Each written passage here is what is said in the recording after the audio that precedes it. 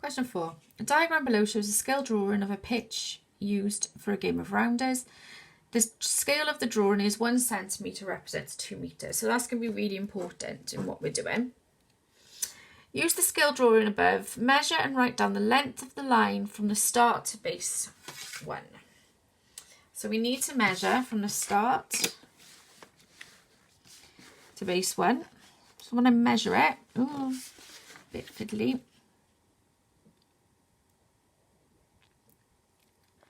I measure that at 5.8. So 5.8 centimetres for part A. Calculate the actual distance from the start to the first base in metres. Now we're told that 1 centimetre is 2 metres. So all I've got to do is 5.8 multiplied by 2, which will give me 11.6 metres. Again, you could use your calculator.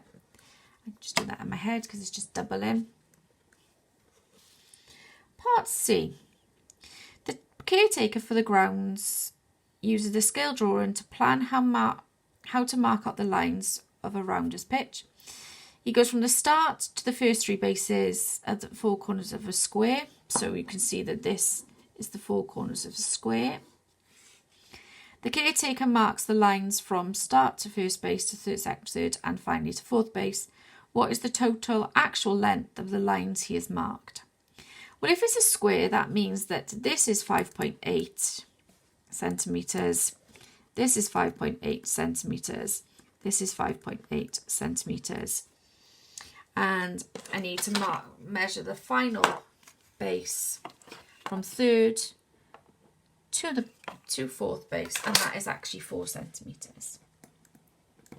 Now, there's 2 ways you can do it. You can either convert these into metres and then add them up, or just because I'm being a little bit lazy, I would have said that I've got 3 lots of 5.8 centimetres that need to be plus 4 centimetres.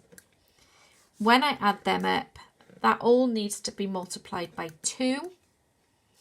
So I can just quite quickly put this into my calculator. 3 times 5.8